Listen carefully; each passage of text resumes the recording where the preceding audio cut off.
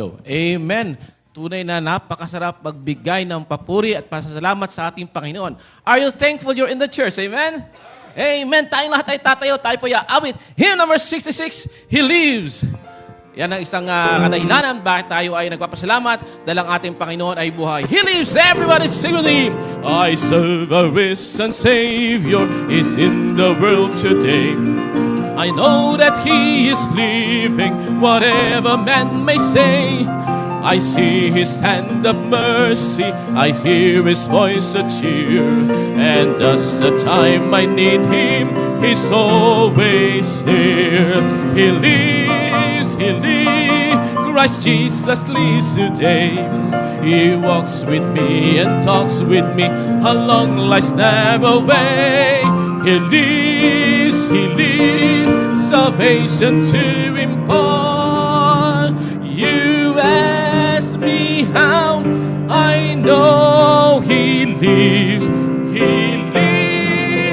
within my heart. In all the worlds around me, I see His loving care. And though my heart grows weary, I never will despair. I know that He is leading through all the stormy blasts. The day of His appearing will come, and everybody, He lives, Christ Jesus lives today. He walks with me and talks with me along life's narrow way. He lives, salvation to impart. You ask me how, I know He lives within my heart. Last verse. Rejoice, rejoice, O Christian, your voice and sing eternal hallelujahs to Jesus Christ the King, the hope of all who seek Him, the help of all who find. None other is so loving, so good and chorus. He lives, Christ Jesus lives today. He walks with me and talks with me along life's narrow way. He lives, salvation to impart. You ask me how, I know He lives within my heart. Another song, hymn number 35, Christ Arose. Hymn number 35. Mabagal po sa unang verse, and then pagdating sa chorus, ay bibilisan po natin yan. Hymn number 35, Christ Arose. Sing with me. Low in the grave He lay, Jesus, my Savior, waiting the coming day. Jesus, my Lord. Up from the grave He arose, with a mighty triumph over His foe. He arose a victor from the dark domain, and He lives forever with the saints to reign. He arose, hallelujah, Christ arose. Vainly they watch His bed, Jesus, my Savior. Vainly they still the dead, Jesus, my Lord. Up from the grave He arose, with a mighty triumph over His foe. He arose a victor from the dark domain, and He lives forever with the saints to reign. He arose, hallelujah, Christ arose. Last word. Death cannot keep his prey. Jesus, my Savior, he tore us away. Jesus, my Lord, up from the grave he arose with a mighty triumph of his foe. He arose a victor from the dark domain, and he lives forever with the saints to reign. He arose, hallelujah, Christ arose. Pastor Bob, can you lead us in our opening prayer? Habang po, sabay na tayo.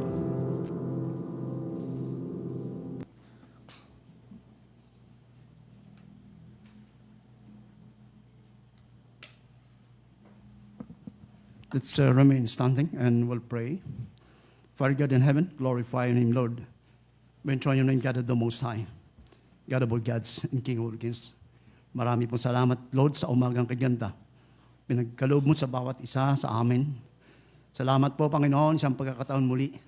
Nagkatipo ng iyong mga anak. At ang aming mga bisita sa oras nito, Lord, continue to touch their heart. Panginoon, makakatangkap kami muli ng iyong mga salita hamon sa amin. To stay, Panginoon, sa iyo at patuloy na naglilingkod sa iyo, Panginoon. Salamat po. For the past weeks and days, you had blessed us in our daily lives. Thank you for the protection that you had provided to each and every one of us. And the provision, Panginoon, financially, materially, and most especially spiritually. And even emotionally, you are there always to guide us, Lord. Tinutulungan mo kami, Panginoon. You mold us. Kami ay iyong pinapanday sa aming buhay, pananampalataya po sa iyo, Panginoon God. Salamat po sa iyong pag-ibig sa amin na lagi namin nababanggit, Panginoon. Because your love is constant and infinite. At hindi po nagmamaliw kailan paman. Salamat po, Panginoon, sa aming mga kapatid na narito ngayon. Even our live streaming, na nanonood ngayon, Panginoon, patuloy po ang ngayong paggabay sa kanila. And our speaker today, Panginoon God, give him knowledge and the wisdom upang ang lahat po ay maunawaan, Panginoon, yung masalitang ito ay matanggap namin, Panginoon. Lord, magligtas na ng maraming kaluluwa. Sa araw ng linggo, sa all Bible Baptist Church ng buong Pilipinas, ng buong sanlibutan, Panginoon. Maraming salamat po. Sama-sama talangin, nagpapasalamat, nagpupuri sa tanging pangalan ni Jesus. Amen. Amen. Please be seated. Umay po tayo sa Tagalog po, no? Sa likod po yan, hymn number 76. Dahil siya'y buhay. Yan po yung Because He Lives. Hymn number 76 sa Tagalog po, Dahil siya'y buhay. Everybody sing with me. Ang Diyos anak, kusang nanao, pagkat tayo Kanyang mahal doon sa krus. Tayo'y sinako, ngunit nagbangon din buhat sa libingan. Dahil nabuhay si Kristo, napawi na ang takot ko, dahil hawak ng Diyos ang bawat araw.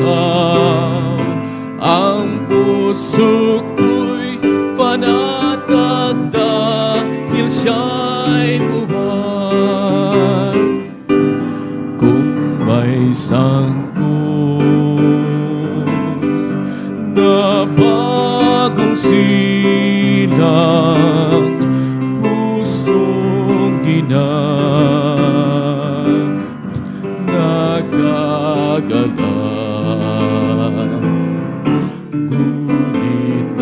lalong kaligayahan kung ang batang iyon kay Kristo'y tatanggap. Dahil tunay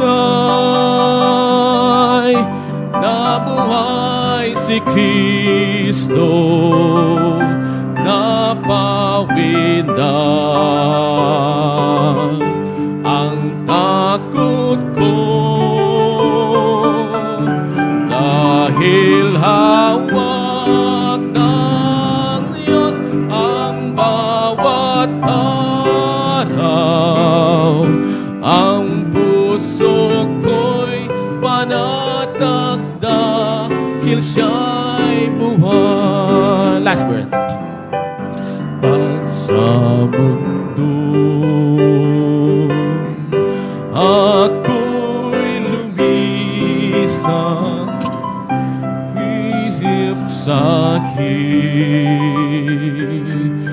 magwawagan, tutubuhin langit na bayan sa sapiling ni Kristong tagapagligtas. Dahil tunay nabuhay si Kristo, napawid na ang takot ko. Dahil hawak ng Diyos ang bawat araw. Awitin po natin ang English version ng awiting ito. He'll shine buhay because He lives. Because He lives, I can face tomorrow. Because He lives, all fear is done. Because I know He holds the future, and life is worth the living just because He lives. And life is worth. And life is worth the living just because He lives. Amen. At at this point, we would like to recognize mga bisita ho natin. Lahat po na nag-fill out ng ating visitors form. Can you please rise up? Magsitayo po kayo para po ma-recognize ng bawat isa. Amen. Palakpakan po natin sila at maraming salamat sa inyong pagdalo sa ating pong gawain. You know, take your seat. At meron pa po tayong mga iba pang mga kapatiran o mga kaibigan na hindi po nag-fill out. First time visitor, second time. Tatay Florencio.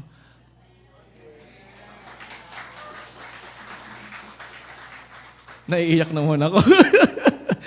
Maraming salamat sa Panginoon at nakasama po namin kayo. Hindi niyo po alam kung paano napasaya ng Panginoon ang bawat isa sa inyo pong presensya. Marami pong salamat. Lagi po kayong pinagpe-pray ni Nanay Zapanta. Every day, every time, lagi po kayong nasa panalangin po namin. At we hope and pray na ang pagkilos ng ating Banal na Espiritu ay inyo pong tugunin sa araw pong. Andiyan sa salita? Asan salita?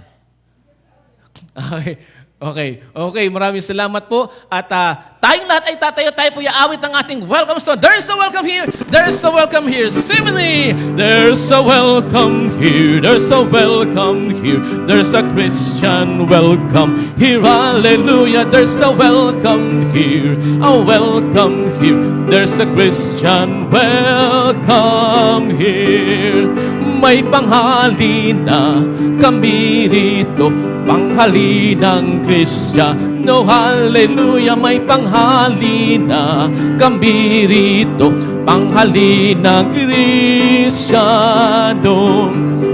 I love the thrill that I feel when I get together with God's wonderful people. I love the thrill that I feel when I get together with God's wonderful people. What a sight just to see all the happy faces praising God in heavenly places. Oh, what thrill that I feel when I get together with God, wonderful people. Tagalog! Ang puso ko'y masaya pagkasama ko kayo. Sa Diyos umiibig. Ang puso ko'y masaya pagkasama ko kayo. Sa Diyos umiibig. Kay inang pagmasdan ang kanyang gawain. Nandiyos ang pinupuri natin, puso ko'y masaya pagkasama ko kayo. Tanging sa Diyos ay umiibig. There's a welcome here, there's a welcome here, there's a Christian welcome here. Hallelujah, there's a welcome here, a welcome here, there's a Christian welcome here. Welcome po sa Community Bap, mga puro pambansa, at nais kong tawagin ang ating pastor para po sa mga ilang announcement at mga kailangan nating ipag-pray. Adult choir, may practice po tayo after ng Sunday School at final practice po natin sa Sabado, 2:00 po ng hapon. Lahat po ng adult choir ay kailangan narito sa Sabado.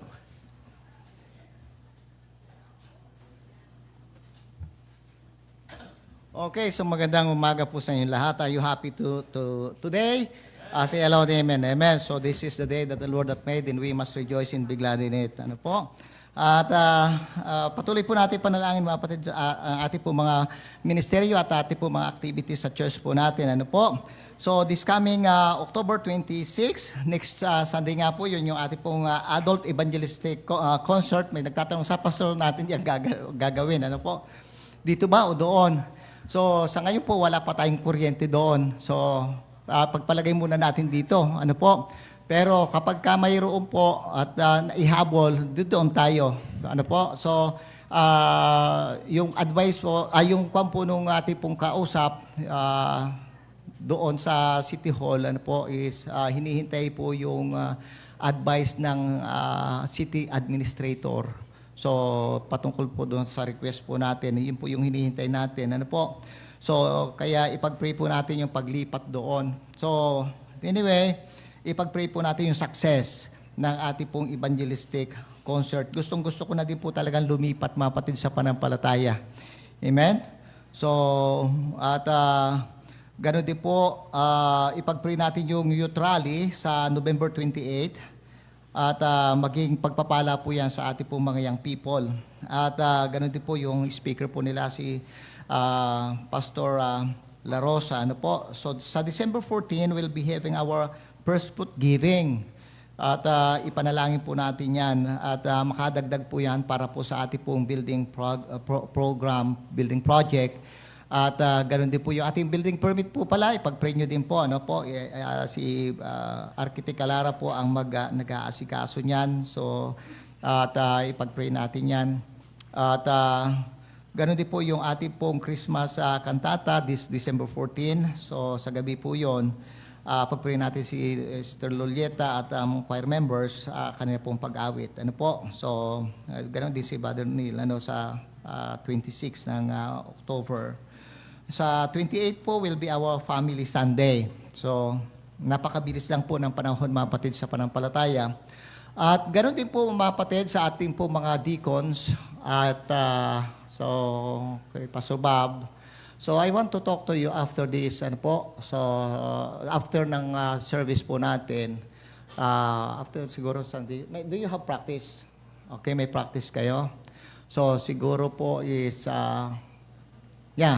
after na lang ng service, to give way for the, for the practice mamaya, pagkatapos ng Sunday School, ang magpa-Sunday School naman sa atin, sa inyo ay, andyan ba si Brother Kwan? Si Brother Obet? Okay ka, Brad? Ayan, nako, talagang inihahanda na ng Panginoon ito. Okay? So, pag-pray natin siya. Lalo siyang kinakabahan ngayon, naalam nyo na, no? So, and mapatid sa panampalataya, just continue to pray for our church at sa ating po mga kapatiran. Ang iba may karamdaman. So, pag-pray nyo po si Allison ata, may sakit din, ano po. And hindi ko alam kung magaling na yung anak ni RC. So, si Jeff din. So, may mga karamdaman. So, sino pa po may sakit? Wala na. And also, you pray for the Nuki family. Ano po, namatay po yung nanay ni Ate Seni. Bagamat hindi natin na siya membro po dito, sa Inikbulan po siya membro kasi nakapangasawa po ng taga Batangas siya, matagal na panahon na po. Pero yung anak niya na andito, ano po, si Timothy. Yung kanya pong lola ni Timothy ay nabangga po ng truck sa Pampanga at namatay. So, mamaya siguro, bagamat naging kabahagi naman si Ate Seni po sa church natin, ano po. So, makapag-extend din po tayo ng tulong sa kanila. Bagamat nailibing na din po naman nung Miyerkules po ata. Pero siyempre, hindi natin alam kung paano natin maparating din yung ating pong pakikiramay sa kanya. Kaya special offering na lang po tayo para sa Nuki family, ano po. So, at ipanalangin natin yung comfort para sa kanya, ano po. So, tayo po sa madaling manalangin. God in heaven, we come to you. We thank you so much, O God, for your blessing. And thank you, Lord God, also for listening to our prayers. Ipinapag-pray po namin ng mga kapatiran po namin may karamdaman. Hipuin mo sila mapagpalang mo kamay. Ipinapag-pray po namin si Jeff, si Allison. Tulungan mo sila, Panginoon, magkaroon ng magandang kalusugan. Biyayaan mo sila, Panginoon, ng kagalingan. Maging si Moymoy din po, Panginoon. Patuloy mo din siyang bigyan ng magandang pangatawan at kalusugan. At kung ano mang mga karamdaman po nila, hindi po ito, Panginoon, na makakahawa sa kanila po mga mahal sa buhay, Panginoon. Ganoon din po, Panginoon, patuloy na kagalingan din. Maging sa anak ni Brother RC. At ganoon din po, salamat din po, Panginoon, sapagkat kayo po siya nagbigay ng ligtas, Panginoon, at maayos din panganak ni Sister Fatima. Ingatan mo rin po silang magpapamilya, Panginoon, sa anumang uri ng karamdaman, Panginoon. Biyaan mo po, Panginoon, siya ng fast recovery, Panginoon, sa kanyang naging operasyon, Panginoon, sa kanyang panganganak. At dinadalain din po namin si GM, huwag mo po siyang hayaan karoon din ng karamdaman, Panginoon. At ganoon din po ang Noki family, Panginoon, Pasqua family, tulungan mo sila, O Diyos, comfort them, O God. Alam mo po, Panginoon, ang kanila po, Panginoong pangungulila at kalumbayan na kanila po naranasan sa pagkamatay ng isang mahal sa buhay po nila, si Nanay Fortunata. Dalangin po namin, Panginoon, na tulungan mo sila, na i-comfort mo sila. At ang church din ito, makapagpahati din po kami, Panginoon, ng kaunting tulong din, Panginoon, na makapaghahati din ang amin po, Panginoong pakikidalamhati sa pamilya, Panginoon, ng namatay. Dinadalain po namin, Panginoon, na kayo po ang siyaga, patuloy manguna din sa amin. Ipahintulot mo po nawa na kami po ay makalipat doon sa kabilang church building, Panginoon. Kung ipapahintulot mo, nawa mangyari po ito this coming Sunday, O Lord God. Wala po kami, Panginoong, ibang tinutunghaya. Wala po kami, Panginoong, tinatanaw, kundi ang iyo po mapagpalang kamay na nagbibigay ng mga mabubuting bagay sa bawat isa.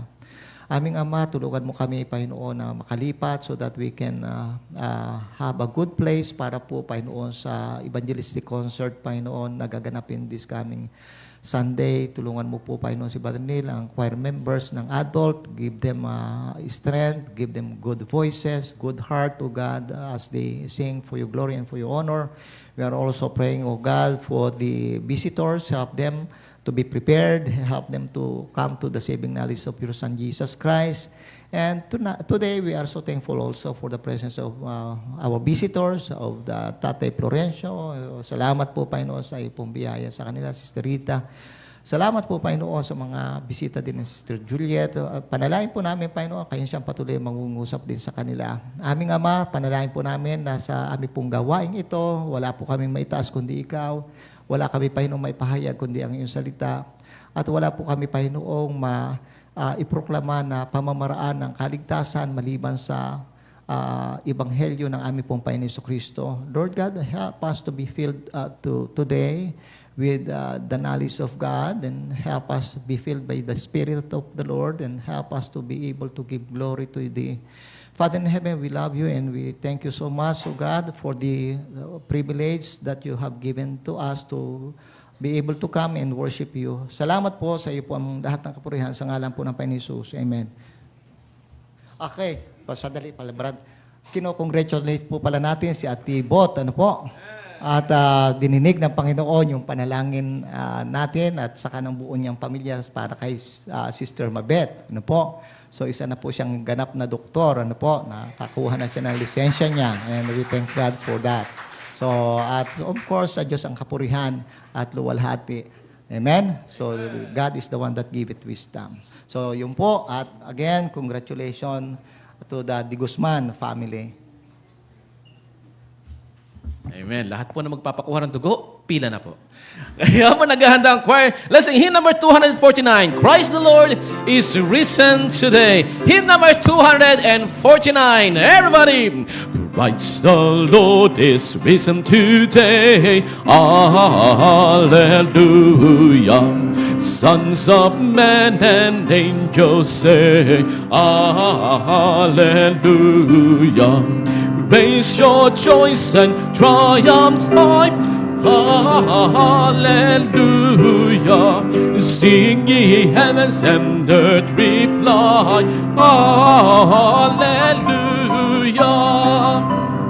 Lives again the glorious King. Hallelujah. Where all death is now thy sting. Hallelujah. Dying once he all that saved. Hallelujah.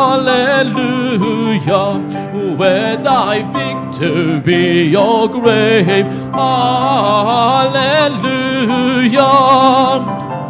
Love's redeeming work is done. Hallelujah. Fought the fight, the battle won. Hallelujah. Dead in vain forbids him rise. Hallelujah. Rise as open paradise. Hallelujah. Last verse. So we now work righteously. Hallelujah. Following our exalted head. Hallelujah. Made like him we rise. Hallelujah. At the cross, the grave, the skies. Hallelujah. Pakinggan po natin ang choir.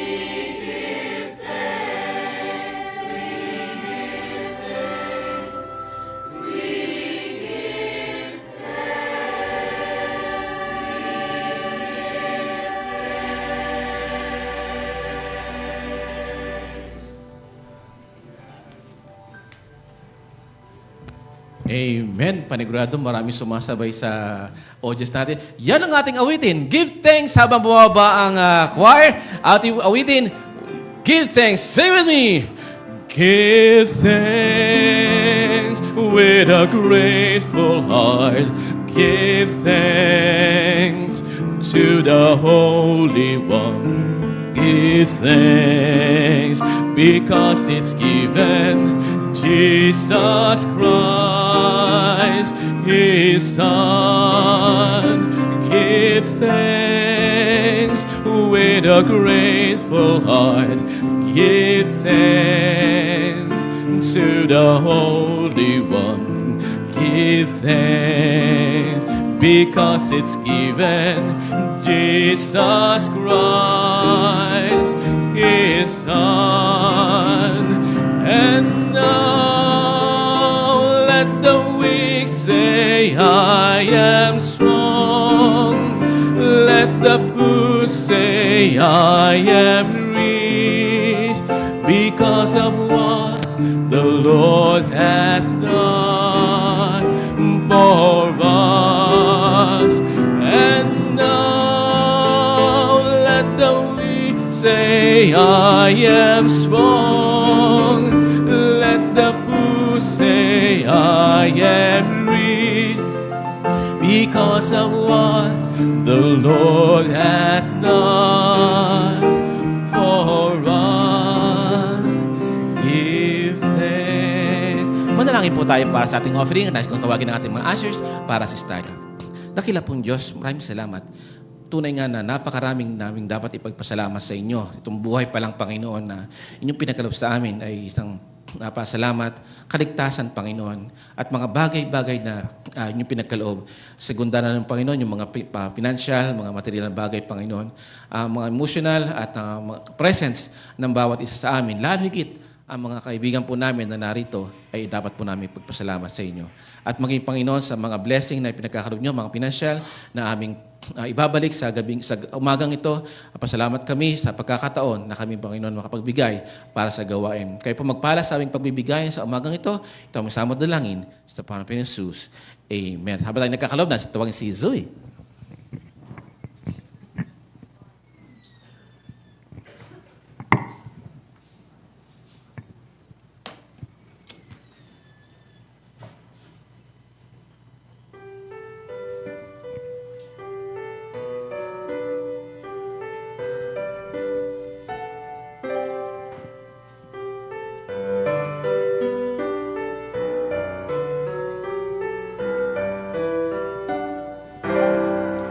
My faith has found a resting place, not in device nor creed. I trust the ever-living one.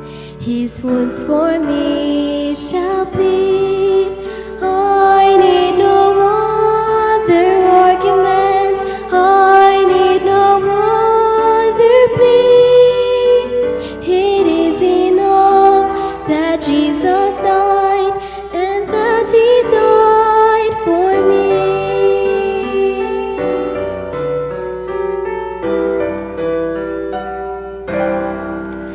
Enough for me that Jesus saves. This ends my fear and doubt. A sinful soul, I come to Him. He'll never cast me out. I need no other argument. I need no other plea. It is enough that Jesus died and that He died for me.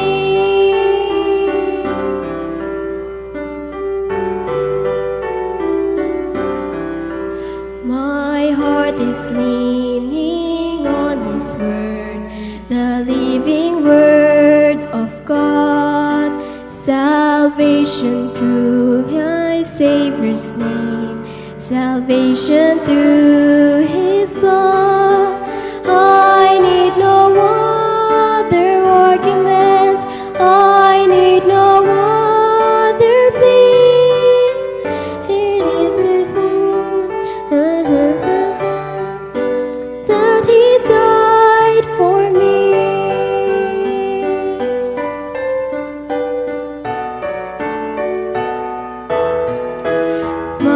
great physician heals the sick, the lost he came to save.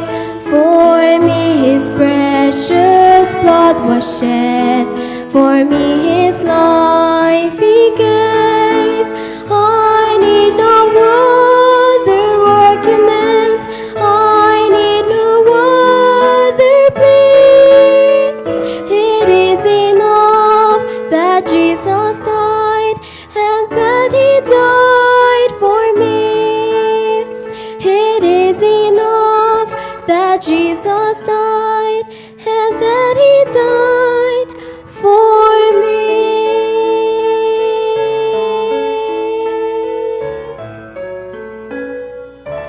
Jesus died for me.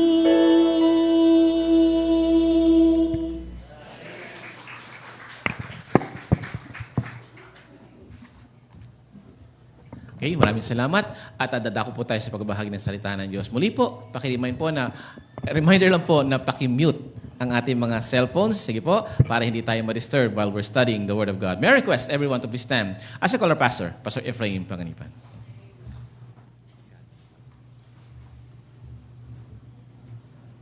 Okay, so magandang umaga po sa bawat isa sa atin. Could you please open your Bible with me in the book of 2 Peter chapter 1.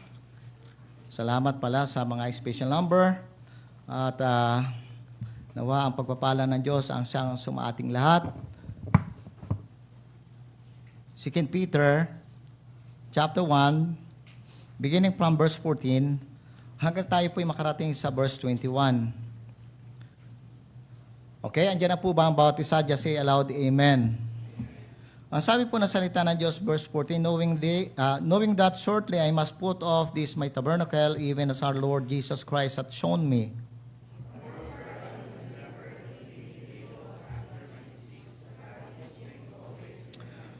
For we have not followed cunningly devised fables when we made known unto you the power and coming of our Lord Jesus Christ, but were eyewitnesses of His majesty.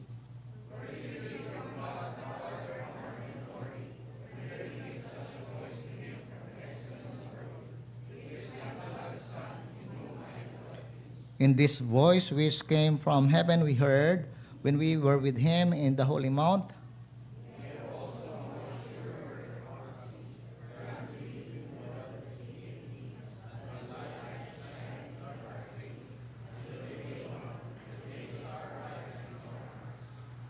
Knowing this first, that no prophecy of the Scripture is of any private interpretation.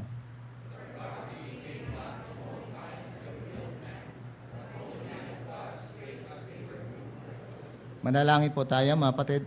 Dakilang Diyos, aming Ama, maraming pong salamat sa ipong biyaya, sa lahat sa ipong mapagpapala. Ganon din po sa aming pong mga bisita at mga kapatiran na dinako mo sa lugar na ito ng pananambahan. Nawa maibigay po namin sa iyo ang pinakamataas sa pagpapahalaga, pagsamba at pagpupuri. Amin pong Ama, kinikilala po namin na lahat ng kaluwalhati ay nabibilang sa iyo.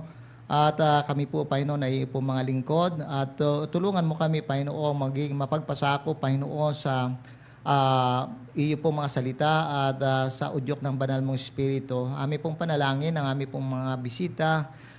You talk to them in a very special way. Help them, O God, to be able to acknowledge that Jesus Christ is the only Savior. Help them, O God, to be able to see themselves as a sinful individual, and help them, O God, to trust Christ for their salvation. Amin pong Ama, dalahin po namin, kayo po ang siyang mamayani sa amin pong gawain ito. Sa ngalan po ng Panginoon Hesus, ito po aming samantalangin. Amen. You can now take your seat. Okay, mga kapatid sa panampalataya, tayo po ay mga Kristiyano. Say aloud, Amen. Tayo po ay tumanggap sa Panginoon Jesucristo bilang tagapagligtas ng ating po mga buhay. At alam din po natin na ang kaligtasan po ay hindi lamang po para sa mga Baptistian. Ano po? We praise God. We have salvation, and salvation is it is free. Yan ay para po sa lahat ng tao na mananalig sa ating pong Panginoon Jesucristo.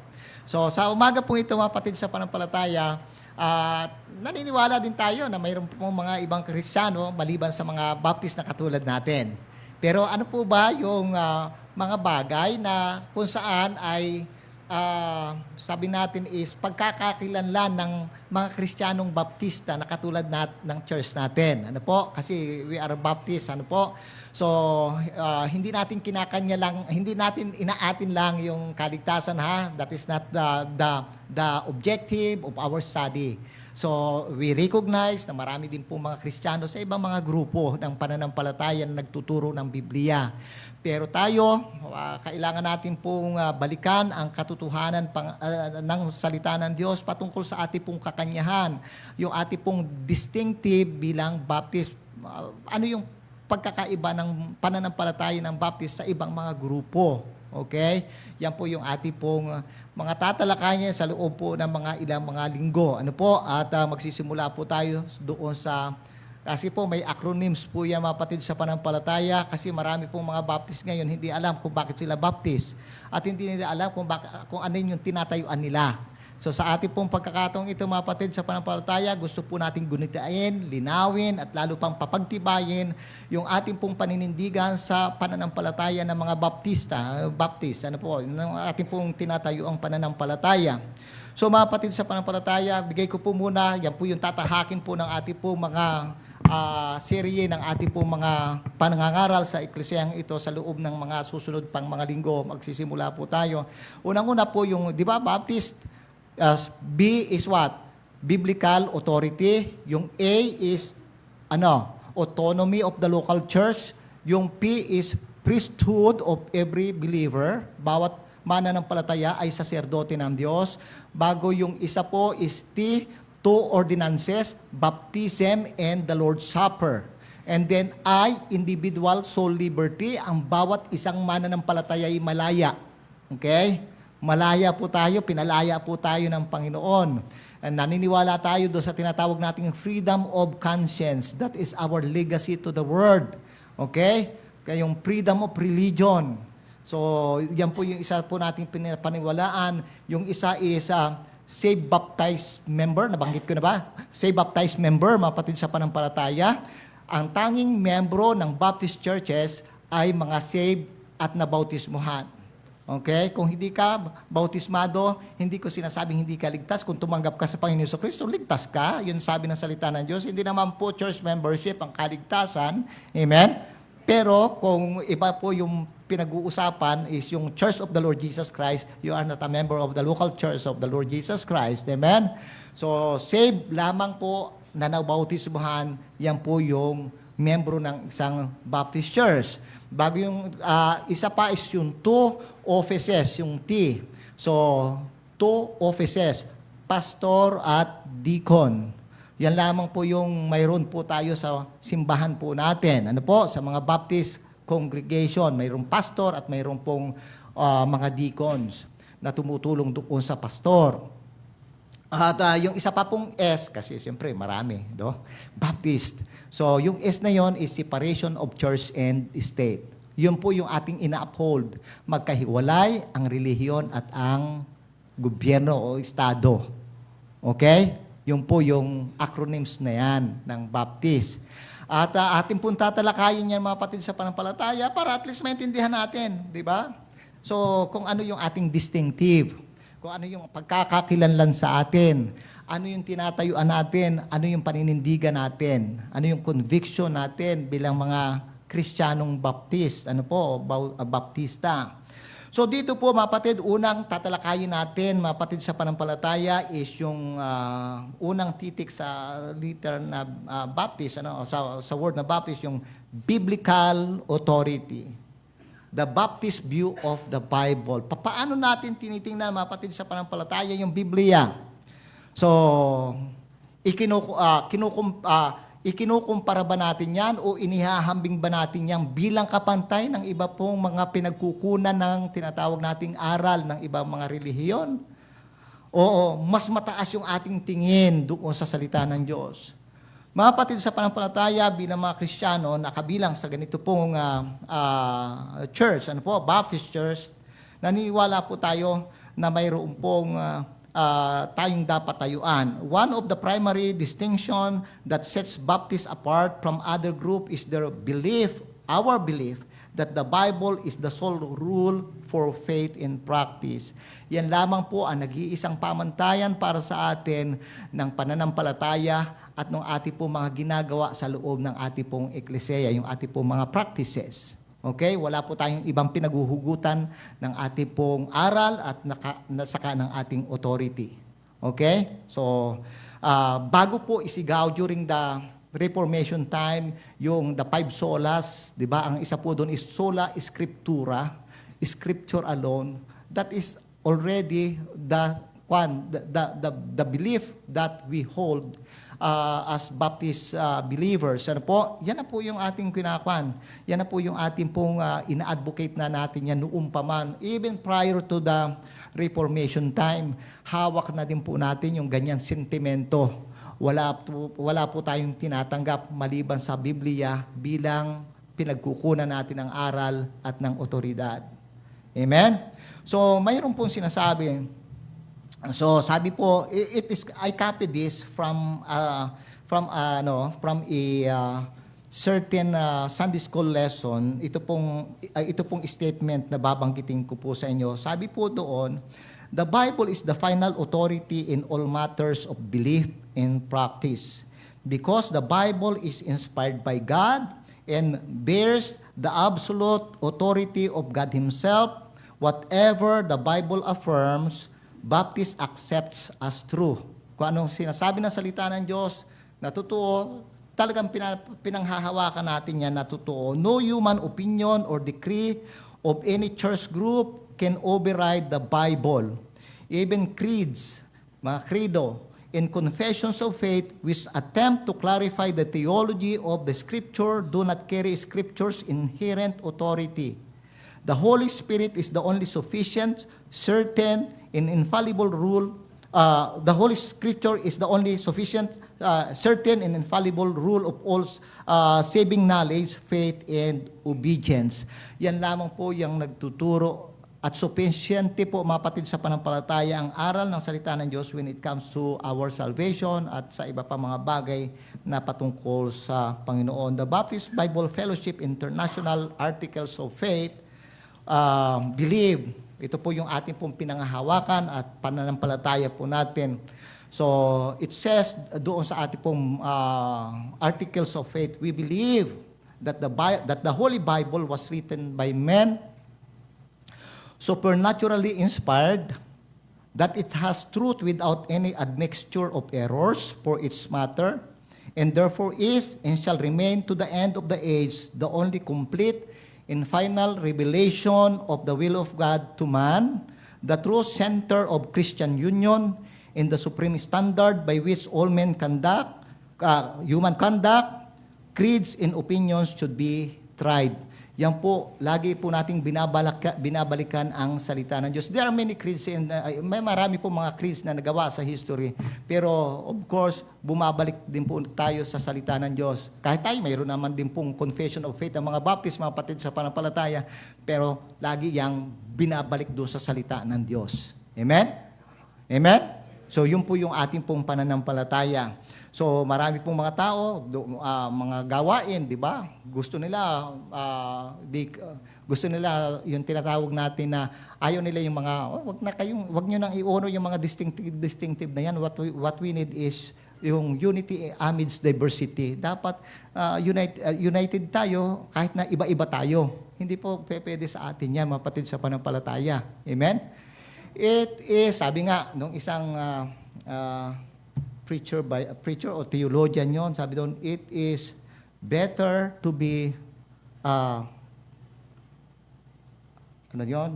it is better to be separated by the truth than to be united by errors. Okay? Mas mabuti pang paghiwalayin ng katotohanan kaysa sa pagbuklurin ng kasinungalingan. Di ba? You get the point? So, mas mabuti 'yon.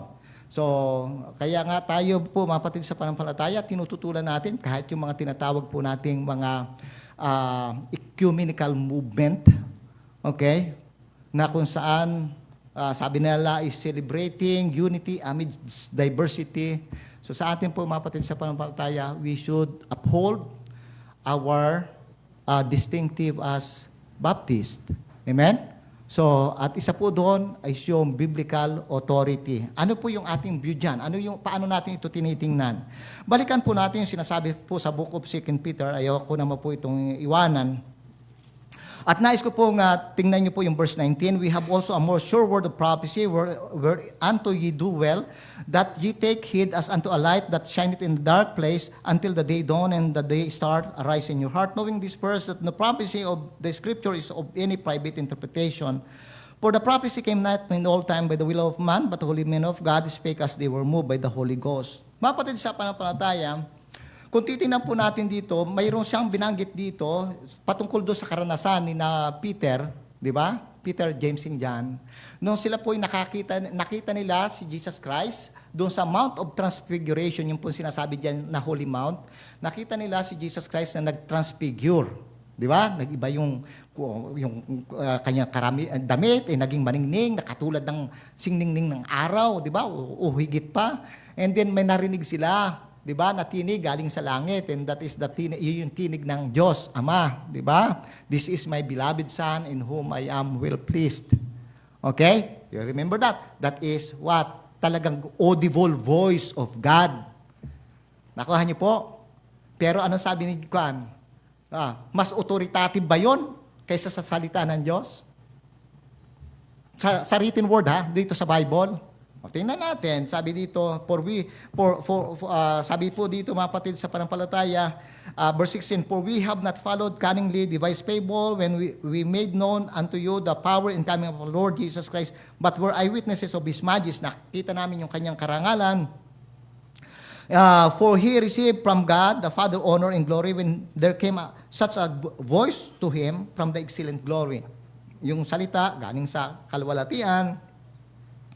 This is my beloved Son in whom I am well pleased, and this voice which came from heaven, we heard. Napakinggan namin ito. Yung audible voice of God. When we were with Him in the Holy Mount, verse 19, tingnan niyo po, we have also a more sure word of prophecy. Okay? Whereunto ye do well, that ye take it as unto a light that shineth in dark place, until the day dawn and the day star arise in your heart. Anong ibig sabihin po ni Peter? Na yung audible voice of God at saka yung written word of God is the same when it comes to authority. Okay? Hindi porke yun ay tinig, talagang narinig, actual na napapakinggan, is mas higit yung authoritative kaysa dito. This is also the word of God. Amen? Sabi nga niya, we have also a sure word of prophecy. And then sabi niya, knowing this, that no prophecy of the Scripture is of any private interpretation. So, hindi po ibig sabihin, you cannot interpret it privately on your own na nagbabasa ka na salita ng Diyos. That is not the meaning of that. Ang ibig pong sabihin niya, mapatid sa panampalataya, hindi ikaw ang naglalapat ng interpretasyon niyan, kundi kung ano yung intended meaning ng salita ng Diyos, yun dapat nating isasalaysay. Di ba? Para malaman mo kung ano yung kahulugan niyan, saan ka magkukonsulta, you consult the Holy Spirit of God because God is the author of the Word of God. Amen? Doon ka aasa. Amen? Hindi ka aasa kung kani-kanino mga libro. Maganda magbasa ng libro, mapatid sa mga palataya, mga theological books, pero hindi ka doon aasa. Di ba? Ang tanungin mo, Lord, di ba?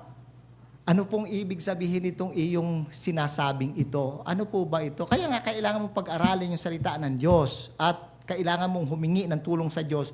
You ask God's wisdom. Amen? So sabi po diyan, mapatid sa panampalataya, knowing this first, that no prophecy of the Scripture is of any private interpretation, for the prophecy came not in all time. Hindi dumating yan, mga salita ng Diyos na yan, sa pamagitan po ng kalooban ng tao, but holy men of God spake as they were moved by the Holy Ghost. Bilang po mga Baptist, mapatid sa panampalataya, as Baptists, we believe in the inspiration of the Bible. Naniniwala tayo doon sa inspiration of the Bible.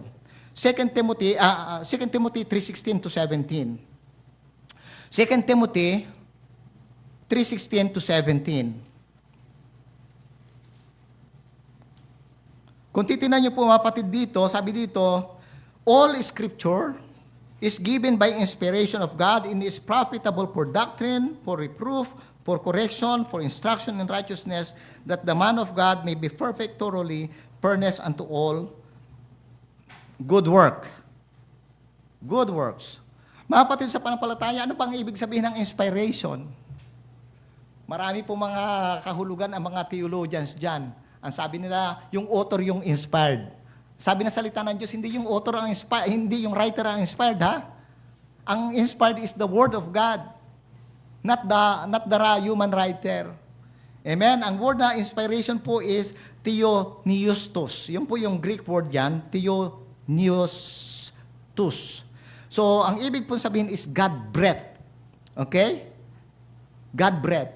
Sabi ng iba, ang paniniwala ng iba is, nagsulat muna yung mga disciples, yung mga propeta, pagkatapos sinulat, hiningahan daw ng Diyos. Ganon sa kanila.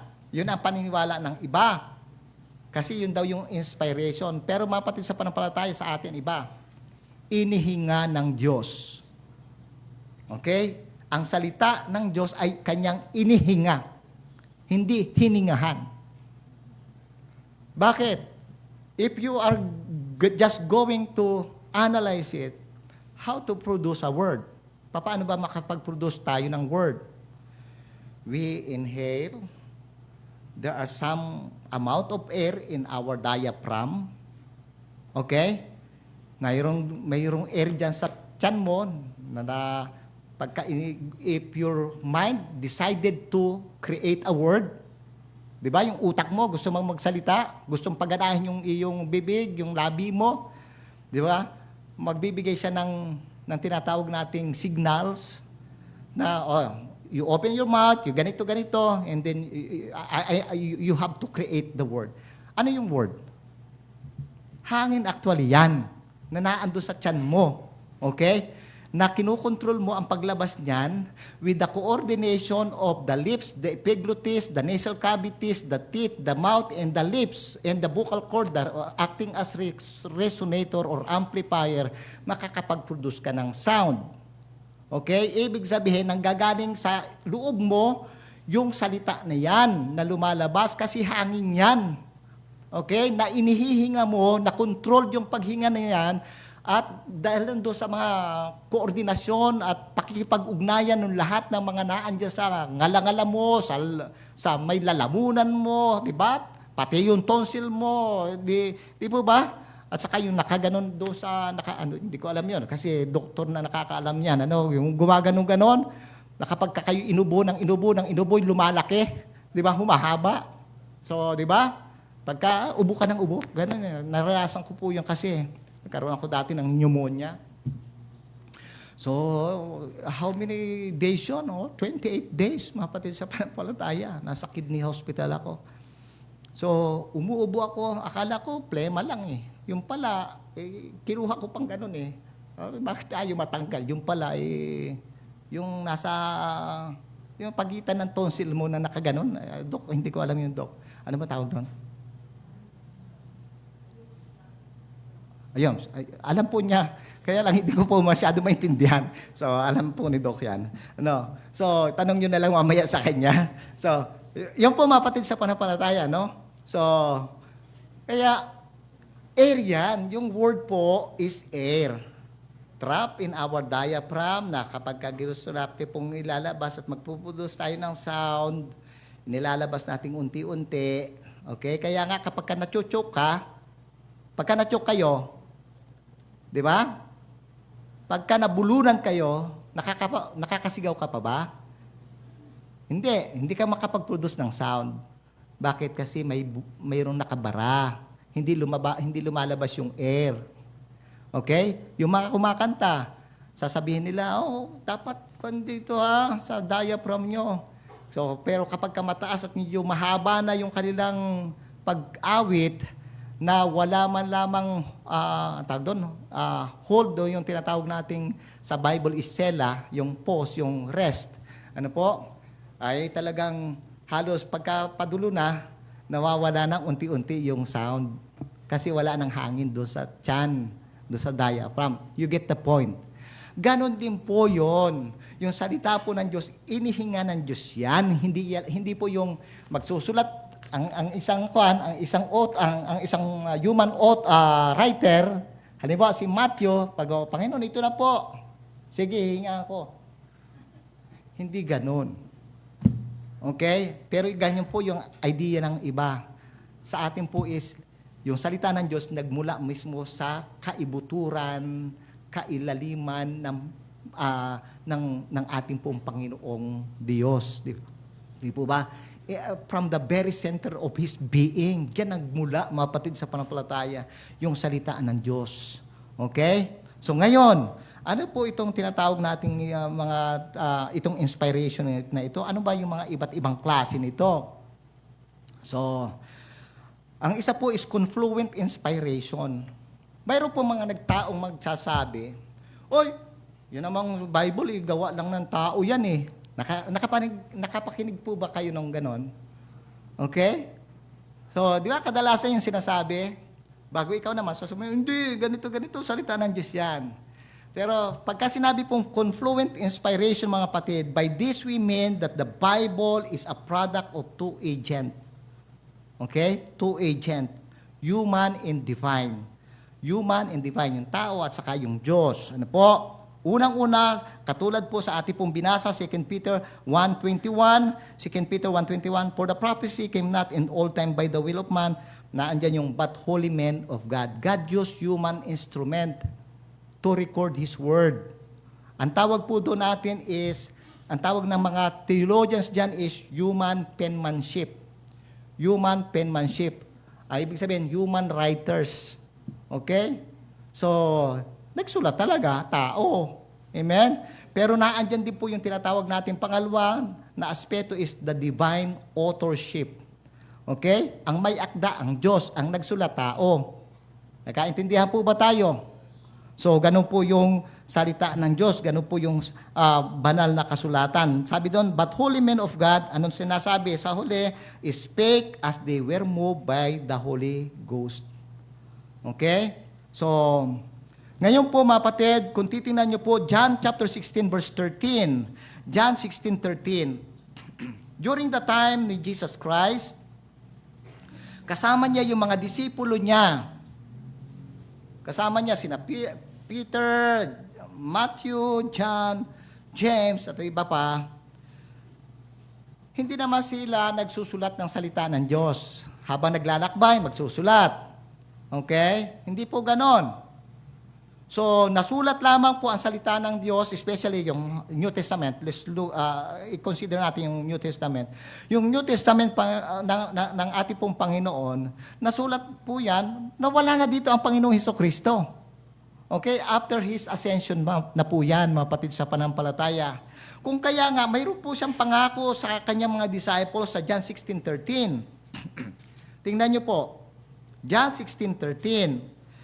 Howbeit, when He, the Spirit of truth, is come, He will guide you into all truth. For He shall not speak of Himself, but whatsoever He shall hear, that shall He speak, and He will show you things to come. At ipapakita niya sa inyo ang mga bagay na darating. Actually, mga kapatid, ang original recipient nito ay yung mga disciples ni Jesus Christ. Diba? It is the promise of Jesus Christ that the Holy Spirit will guide them in writing the Scripture. Kasi titignan mo ha, ang sabi niya, and He shall guide you into all truth. Marami po mga Kristiyano, iba-iba. Oh, di ba? You get the point? Yung isa, nagkiklaim siya, kahit Baptist nga eh, yung isang matandang pastor, ang claim niya ganun. So, pero hindi niya nauunawaan, mga kapatid, sa panampalataya, na ito'y sinabi ng Panginoon sa kanyang mga disipulo, preparing them for their task, na ipagkakaloob ng Diyos sa kanila para isulat ang salita ng Diyos, and they need the Holy Spirit of God, okay, para maisulat yun. And He shall guide you into all truth, and He will show you things to come. Ipapakita niya sa inyo ang mga bagay na darating. Katulad ng ginawa ng Panginoon kay John the Beloved. Okay?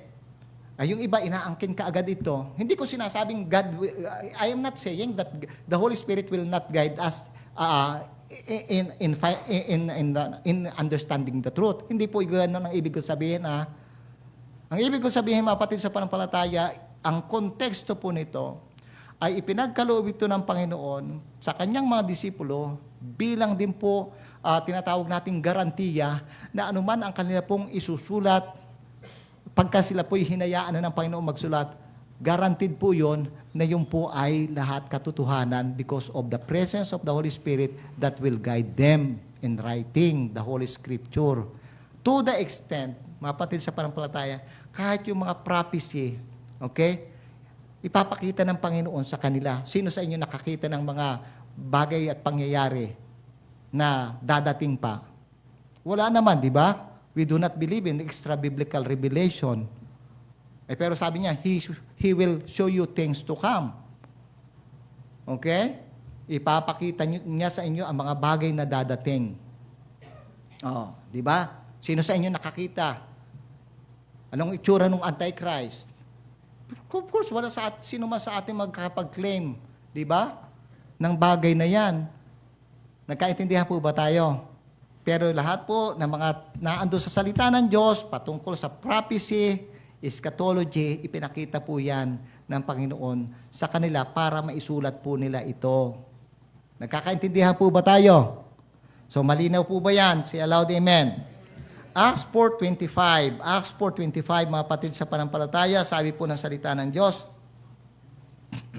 Sabi dito, 24 and 25, and when they heard that, they lifted up their voice to God with one accord and said, Lord, thou art God, which has made heaven and earth and the sea and all that in them is, who by the mouth of thy servant David has said, why did the heathen rage and the people imagine vain thing? So sa Psalm chapter 2, if I'm not mistaken, yung quotation na ito. So, kung titingnan niyo po yung verse 25, who by the mouth of thy servant David has said, why did the heathen rage and the people imagine vain thing? Tingnan niyo po, mga kapatid sa pananampalataya, yung tinatawag nating confluent inspiration, na yung sinasabi ng Panginoon, pinadala ng Panginoon even through the mouth of David. And it was written in the book of Psalms. Okay, kaya nga, product of two agent, human and divine. Okay, yung tao, human instrument to write down the Holy Scripture, and the Holy Spirit is the one giving the words to them. Okay? So, chapter 13, verse 35. 13:35 ng Book of Acts. 13, verse 35. 13:35. Wherefore he said also in another psalm, Thou shalt not suffer thine Holy One to see corruption. For after David, after he had served his own generation by the will of God, fell on sleep and was led unto his fathers in so corruption. So, makikita niyo po yung tinatawag nating confluent inspiration. At makita niyo din po yan sa Isaiah chapter 8, verse 1 at saka Isaiah 30, verse 8. So, tingnan lang po natin, mga kapatid sa pananampalataya, ang mga bagay na ito. I don't want you to be ignorant about these things, and gusto po natin, ang bawat isa po sa atin, alam po natin pong tinatayuan bilang, hindi lang bilang mananampalataya, kundi kabilang po sa ating pong kasapian bilang mga Baptist believers of the Lord Jesus Christ.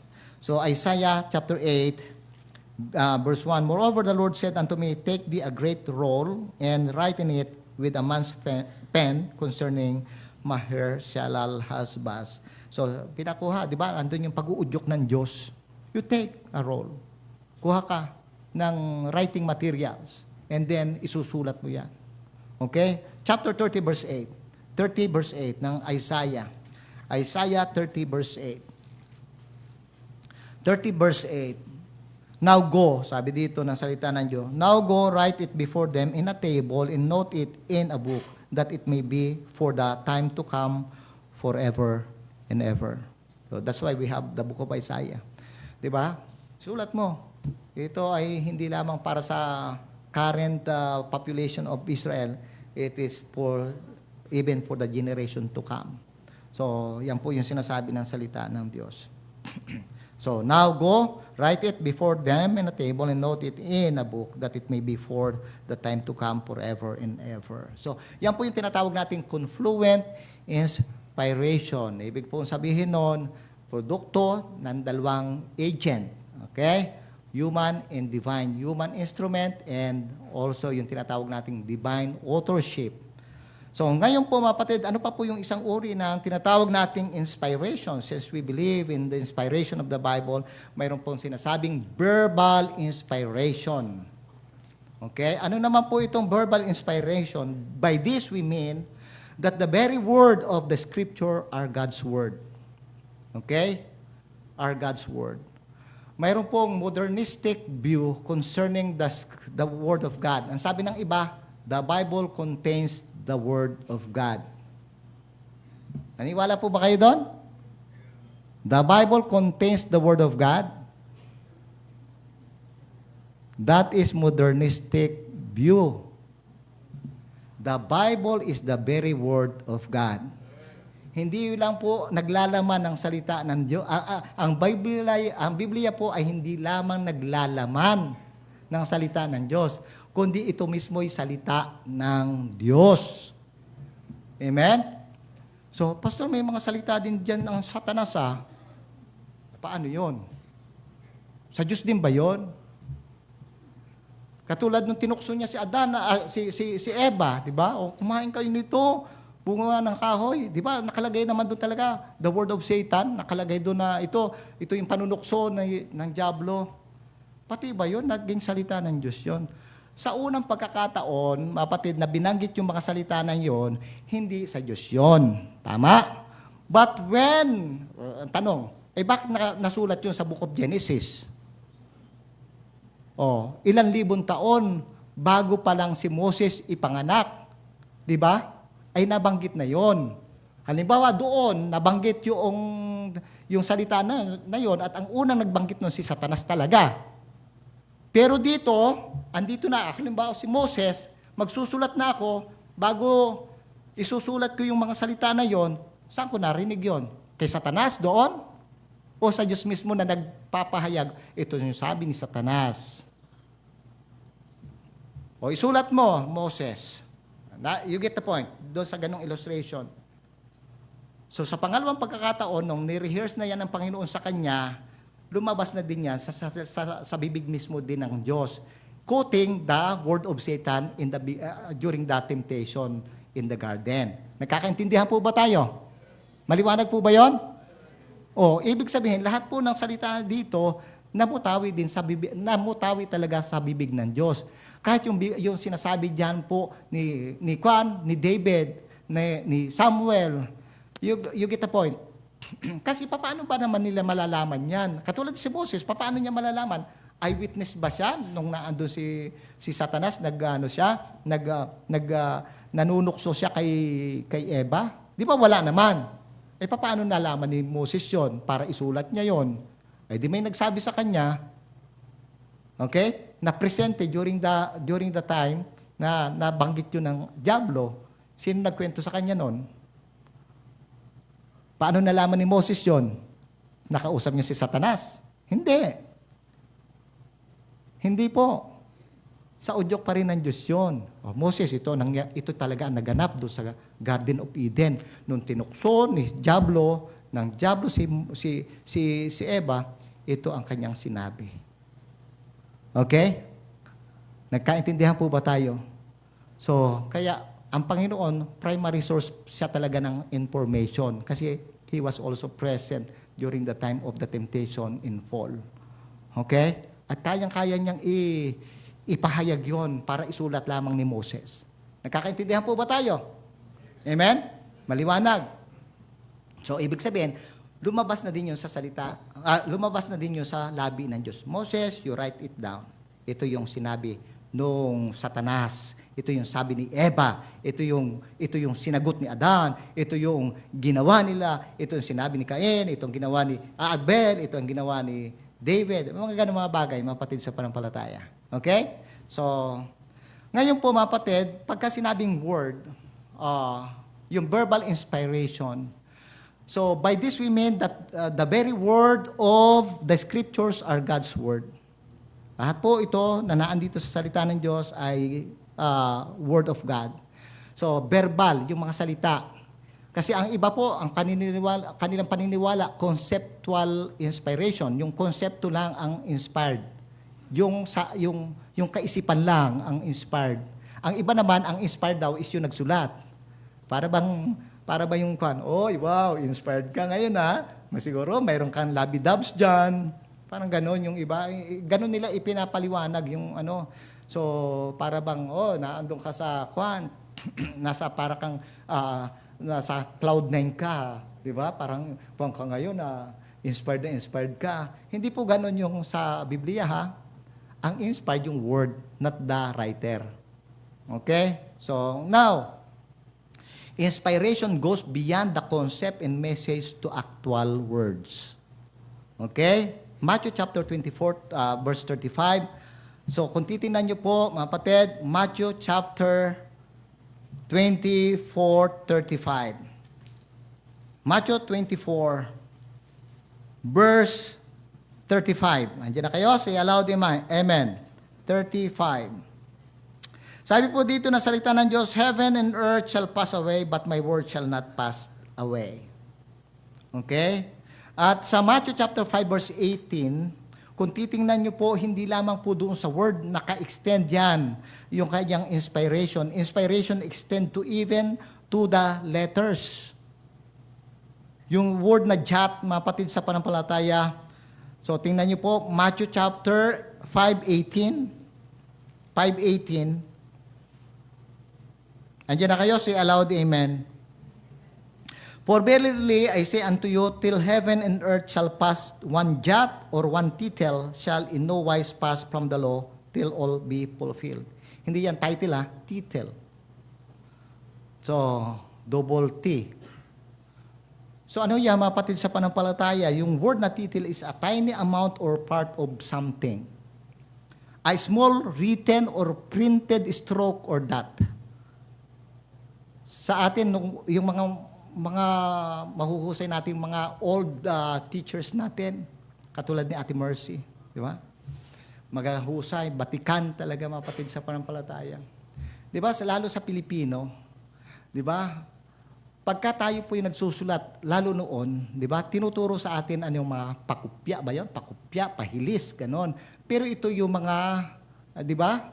Mga kwanto alam niyo yan, hindi ako masyadong sa Pilipino, mapatid. Pero yan po yung para ma-distinguish mo yung mga salita na parehas ang spelling, di ba? Para yung mabasa mo siya ng tama at saka yung yung tinatawag nating kahulugan. Halimbawa, tubo. Tubo. Di ba? Pagka tubo, gain or profit. Tubo. Ano yung tubo? Pipe. Tubo. Ha? Yung kinakain. Tubo. Yung from sugar cane. Di ba? So, alam mo kaagad yun. Yan yung nakatanim. Tubo. Di ba? Ang tawag ng iba doon is maragsa ata ang doon, no? Ang bigkas. So, kakaintindihan po ba tayo? Yun po yung mga kunti lang kudlit na ganon. Sabi ng salita ng Diyos, pati yun, hindi mawawala yan sa salita ng Diyos. Amen? So, ibig sabihin, hindi lang porky word lang yan. Pati yung mga kwan dyan, symbols na maliliit. Okay? Yan po yung tinatawag na title. A point or small sign used as a diacritical mark in writing or printing. So, sa iba po is yung kapiranggot na sungot na ganon, mapatid sa panampalataya, that is part of the word. Okay? Yung kunting sungot lang, di ba? Katulad ng A at saka O, pagka sinulat mo yan, halos parehas Pero yung pagkakaiba lang ng A, pagka-cursive, is may kunting kumudlit na ganon, kunting lang ganon, parang kunting ugat na lumabas doon sa buto, di ba? Gumanon lang. So, pero yon, nag-iba na kaagad yung ibig sabihin, yung isa O, yung isa A. Kaintindihan po ba tayo? I just try to imagine, natanggalin mo yon, Di ba? Di ba? Nakaintindihan po ba tayo? Sa tubo, ay, halimbawa, mayroong kudlit na ganang konti, magiging tuba yan. Di ba? Di ba? Amen? Ay, di, maglalasing na yan. Akala mo, lasingan pala yun, ano? Tubo at saka naging tuba. So, yung kunting lang kudlit na yan, mapatid, napakahalaga po yan. Sabi ng salita ng Diyos, hindi yan mawawala. Hindi yan mapaparam from the Word of God. Okay? So, ngayon po mapatid kay Kristo Jesus, hindi lamang po confluent inspiration, hindi lamang po verbal inspiration. Mayroon, tayo po bilang Baptist, naniniwala din po tayo doon sa tinatawag nating plenary inspiration. It means extending to all parts alike. Ibig sabihin yung level of inspiration throughout the Word of God from Genesis to the book of Revelation, they are all equal. Walang nakakataas dyan na mas authoritative yung sinabi ni Jesus Christ kaysa sa sinabi ni David in the book of Psalms. Hindi po. Lahat po yan equal yung level of inspiration. Okay? Kung tinatanggap po yung sinasabi doon sa mga narratives in the Gospel of Matthew, dahil sinabi yun ni Jesus Christ, abay tanggapin mo din yung mga sinasabi ni David sa book of Psalms chapter 23, di ba? Yung the shepherd psalm at saka yung beatitude. Hindi mo sasabihin na, ito beatitude dito, mas mataas ang level ng inspiration dito. Mas susundin ko ito kaysa dito sa kay David na sinasabi, Psalm 23. Hindi, parehas po yan, mapatid sa panampalataya. Ibig sabihin yung level of inspiration, it is equal in every part of the Bible. Okay? Nakakaintindihan po ba tayo, mga kapatid, sa panampalataya? Hindi porke si Jesus Christ ang nagsalita niyan, mas mataas yung sinasabi niya when it comes to authority kaysa doon sa sinasabi ni Pedro. Hindi po, pantay lang po yan.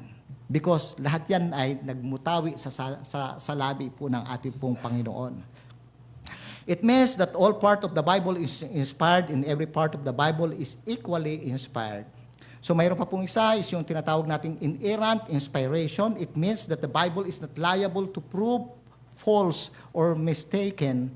The Bible was written down correct in every detail. So inerrant inspiration, mga kapatid sa panampalataya, if you believe that God is the author of the Bible, if we believe that God is the author of the Bible, Hebrews chapter 6 verse 18, the Bible says that there are two immutable things. Di ba? Na nasabi ng salita ng Diyos, tingnan natin, pertaining to what God said about Himself. Tingnan natin. Hebrews chapter 6:18. Kung naniniwala ka na ang Diyos ang author ng salita ng Diyos, at ang salita ng Diyos ay, ang Bible ay salita ng Diyos, tingnan natin. Hebrews 6:18, it says that by two immutable things in which it was impossible for God to lie, we might have a strong consolation who have fled for refuge to lay hold upon the hope set before us. It is impossible for God to lie. Napaka-imposible sa Diyos na magsinungaling. If you believe that this is the Word of God, God is the author of the Bible, walang kasinungalingan yan. Amen? Titus 1:2. Titus 1:2. Ano sabi ng salita ng Diyos? Sa book of Titus 1:2. Sabi po ng salita ng Panginoon, in hope of eternal life, which God that cannot lie promised before the world began. In hope of eternal life, which God, which cannot lie, promised before the world began. Ang Diyos po hindi nagsisinungaling. Kaya sa amin po mga kaibigan na nandito, sabi ng Panginoon, mahal ka ng Diyos. Totoo yun. Amen? Huwag mo sasabihin nagsisinungaling ang Diyos. Kahit anong hirap natin sa buhay na maranasan, pag kami sa tinatanong, Panginoon, mahal mo po ba ako? Bakit ganito ang pahirap na nararanasan ko? Mahal ka ng Diyos. Amen? Kahit anong pagsubok sa buhay, mahal ka pa rin ng Diyos. Kahit anong ginawa mong kasalanan, mahal ka pa rin ng Diyos. Amen? At kung ang Diyos, sinabi niya sa kanyang salita na may paraan pa para ikaw magkaroon ng buhay na walang hanggan, para magkaroon ka ng kaligtasan, hindi po nagpapaasa ang Diyos. Hindi kanya paaasahin sa wala. Totoo talaga yan.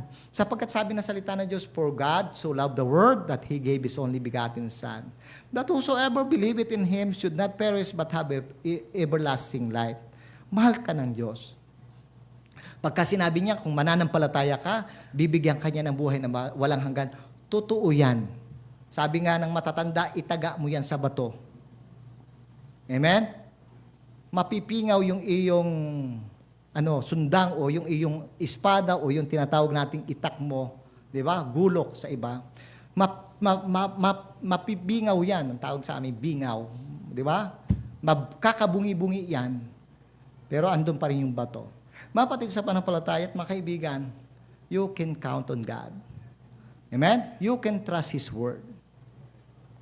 Kung ikaw, sabi ng Biblia, sabi ng Panginoon, come unto me, all ye that labor and are heavy laden, and I will give you rest. Okay? Bago magtatanong ka, Panginoon, sa dami-dami ng kasalanan kong ito, papalapitin mo ako sa iyo, baka hindi mo ako tanggapin. Ang sabi niya, siya na lumalapit kay Kristo, kailanman ay hindi niya itataboy. Those people who comes to me, sabi ni Jesus Christ, I will in no wise cast out. Amen? Yan po yung sinasabi ng kanyang salita. Kaya tayo po bilang mananampalataya, we really uphold, pinanghahawakan po natin yung salita ng Diyos. Amen? Mawala na yung mga credos, mawala na yung mga iba't iba pong mga confession of faith, wag lang mawala ang salita ng Diyos. Amen? So, bakit ka nakakasigurado ka na ikaw ay ligtas? Kasi sabi ng Bible Amen? Hindi dahil sa nararamdaman ko. Hindi dahil sa ganito ang ginawa ko. Hindi yun Kasi ito ang sabi ng salita ng Diyos. He that hath the Son hath life. And he that hath not the Son of God hath not life. Ano pa sabi ng salita ng Diyos? But these are written that ye may believe that Jesus is the Christ, the Son of the living God, and that by believing ye might have life through His name. Amen? Yun sabi ng salita ng Diyos. Kaya mapanghahawakan natin ang sinasabi ng banal na kasulatan. Inerrant inspiration. Wala siyang mali, mapatid sa panampalataya. In its recording, yun po ang ibig sabihin. Nandiyan din po yung Numbers 23 verse 19. Numbers 23:19. 23 verse 19. 23 verse 19, sabi po dito, God is not a man that He should lie, neither the Son of Man that He should repent. Hath He said, and shall He not do it? Or hath He spoken, and shall He not make it good? Ang Diyos hindi siya tao na nagkakasala, na nagsisinungaling, na nagbabago ang kanyang pag-iisip, mapatid sa panampalataya. Ay, sorry, hindi na, kasi nakita ko, dati, na yung once saved, forever saved, okay yan noon. Pero ngayon, salbahe ka na. Diba? Hindi natin sinuturo na maging salbahe yung mananampalataya, ha? Kundi, kwan lang, di ba? Hindi nakabatay sa ating pong ginagawa na mabuti ang ating kaligtasan, kundi nakabatay doon sa biyaya at habag ng Diyos sa atin. Di ba? Kasi regalo yan. At ang Diyos hindi bigay bawi.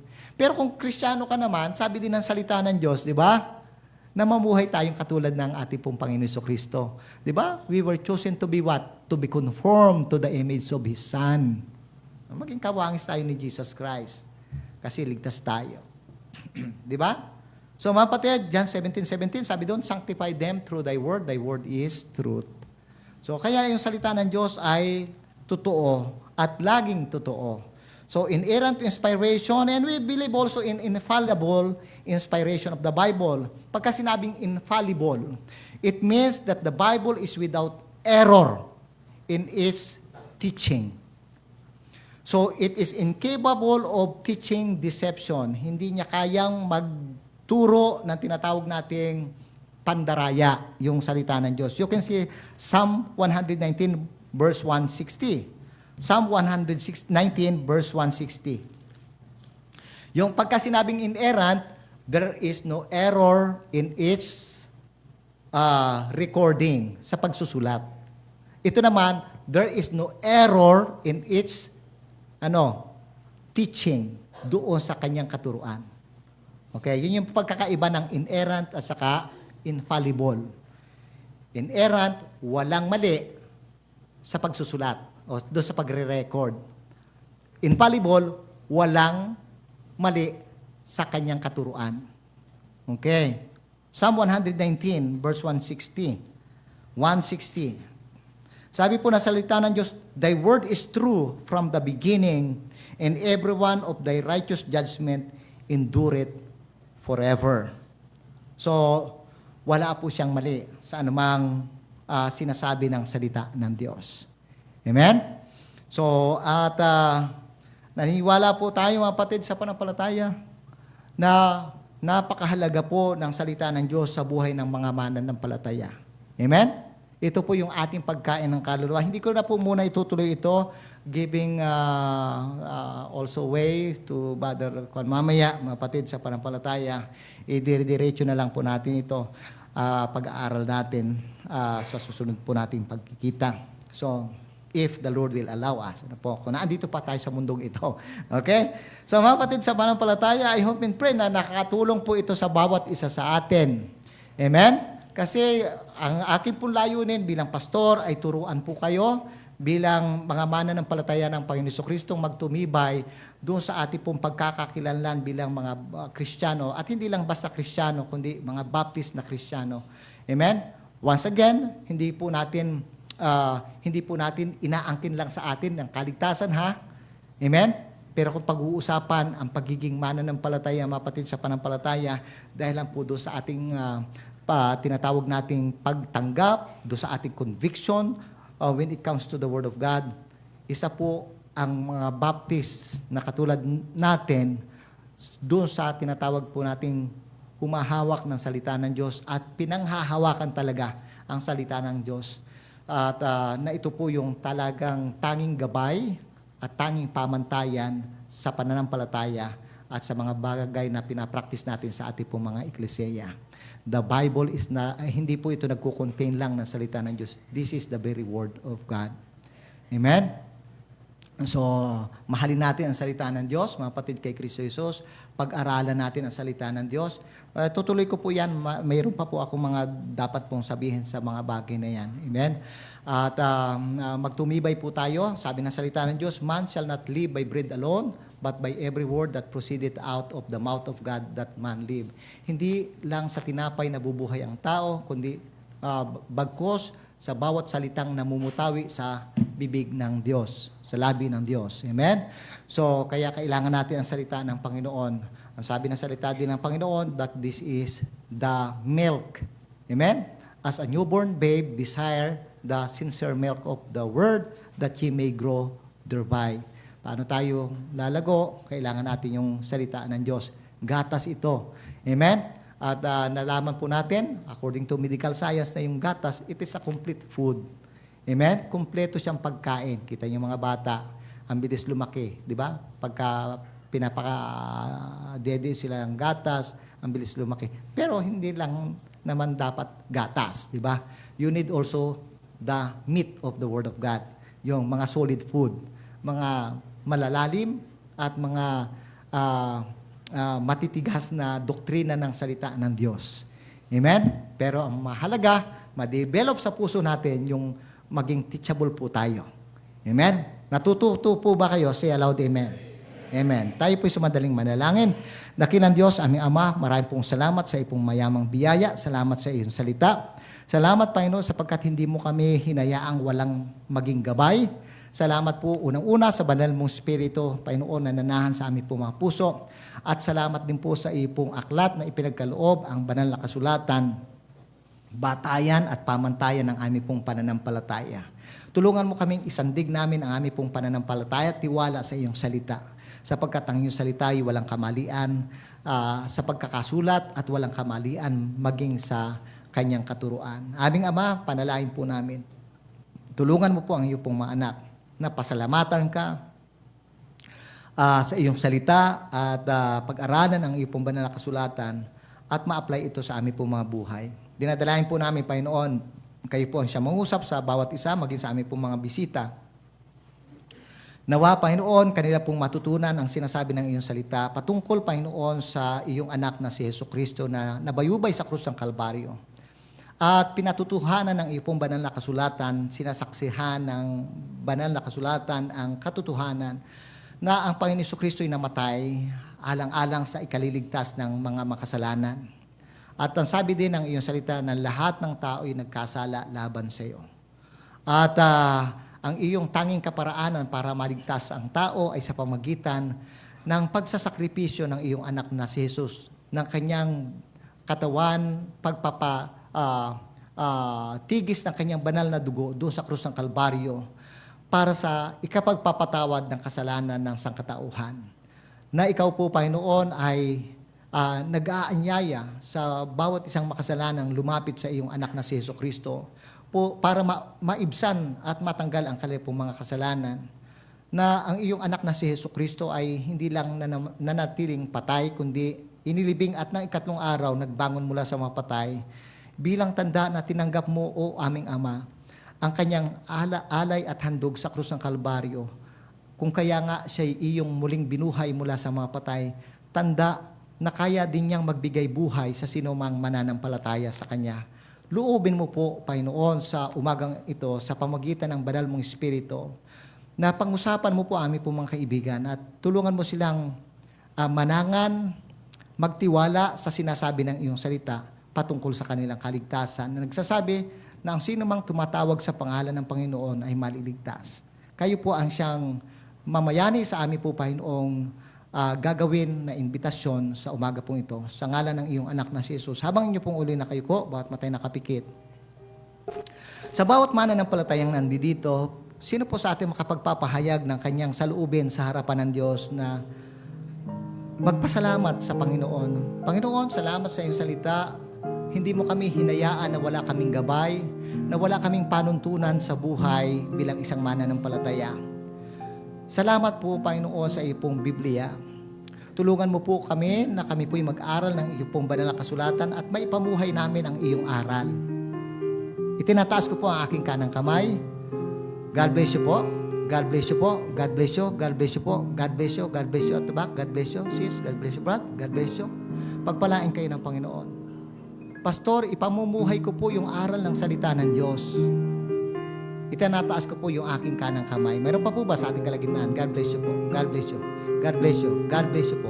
God bless you. Pagpalain kayo ng Diyos. Sa amin po mga kaibigan na nandito. Maring sinasabi mo, Pastor, susubukan ko po na sa biyaya ng Diyos. Ilaga ko po ang aking pananampalataya sa sinasabi ng salita ng Diyos sa umagang ito. Na nagsasabi, manampalataya ka sa Panginoong Jesucristo at maliligtas ka. Ikaw, 10 ng iyong sambahayan.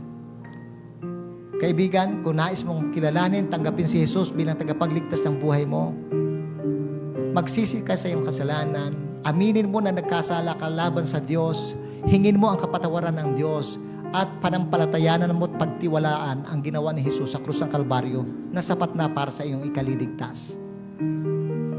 Sino po sa atin ang makapagtataas ng kanyang kanang kamay bilang paghahayag ng kanyang saluubin na nais niyang kilalanin at tanggapin si Jesus bilang tagapagligtas ng kanyang buhay?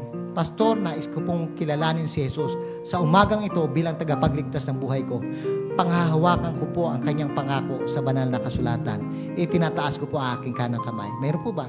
Nais maligtas? Mayroon po ba sa ating kaligtaan? Pastor, nais ko pong tanggapin si Jesus sa aking puso. Pakitaas lamang po ng bahagya ang iyong kanang kamay. Mayroon po ba? Mayroon po ba? Nais mo bang maligtas? Nais mo bang magkaroon ng buhay na walang hanggan? Pakitaas lamang po ng bahagya ang iyong kanang kamay. Mayroon po ba sa ating kalagitnaan? Bago po tayo magwakas sa panalangin. So, mayroon pa? Pastor, I want to receive Jesus Christ in my heart. Nais ko pong tanggapin ang pangako niya na buhay na walang hanggan. Hindi po ito isang relihiyon, ha? Hindi po ito pagiging Baptist. Ito po'y pagiging anak ng Diyos. Do you want to be a child of God? Kilalanin mo si Kristo. Pakitaas lamang po ang kanang kamay bago po tayo manalangin. Meron ba? Okay, magpipray po tayo. Dakilang Diyos, aming Ama, marami pong salamat sa iyong biyaya. Salamat po sa aming po mga kapatiran na kinausap mo sa umaga pong ito. Pagpalain mo po buhay nila. Tulungan mo sila, Panginoon, na pag-aralan pa ang banal na kasulatan. Namnamin po nila ang tamis ng iyong salita. At tanggapin din po nila ang pagsuway ng iyong pong banal na salita, pagsansala sa mga kasalanan. Tulungan mo po ang mga kapatiran, Panginoon, na maging dalisay sa pamagitan ng pagkilos ng iyong banal na Espiritu sa buhay nila, gamit ang banal mong Espiritu na siya po, Panginoong, maglilinis sa iyong mga anak. As what you said, sanctify them through thy word. Thy word is truth. Dalayan din po namin sa aming po mga kaibigan, those who are not yet saved, maaring ngayon lamang po nila napakinggan ang mensaheng ito. Pero tulungan mo po umusbong ang isang uri ng pananampalataya sa kanilang pong puso.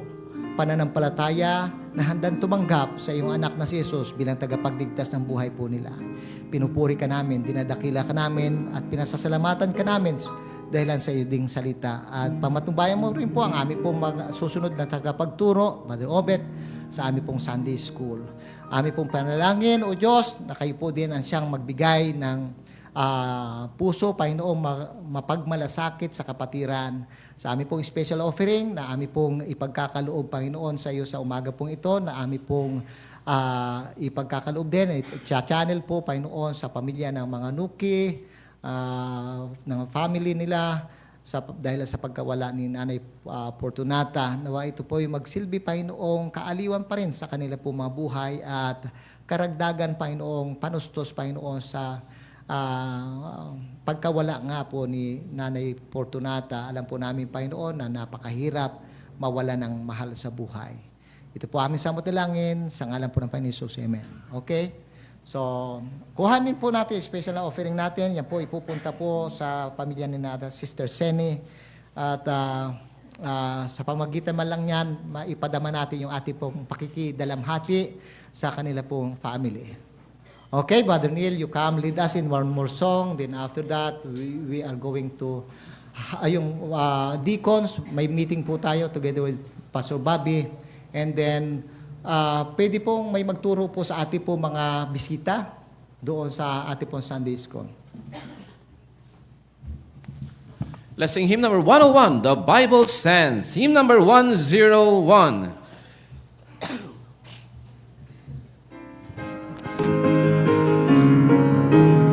Everybody, the Bible stands like a rock undaunted with the raging storms of time.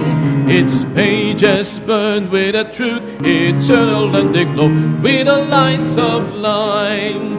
The Bible stand though the hills may tumble, it will firmly stand. When the earth shall crumble, I will plant my feet on its firm foundation. For the Bible stand, the Bible stand like a mountain towering far above the works of men.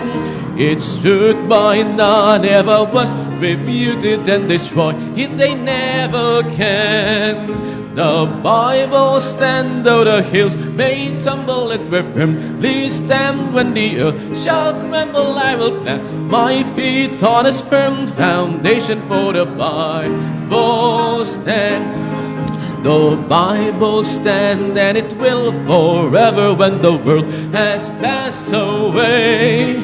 By inspiration it has been given, all its precept I will obey.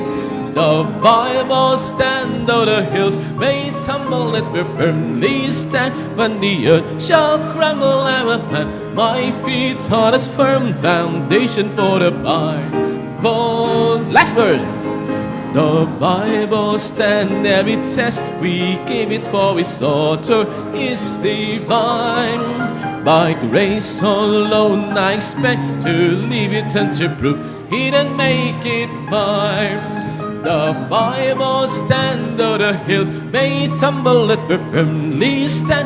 When the earth shall crumble, I will plant my feet on its firm foundation. For the Bible stand.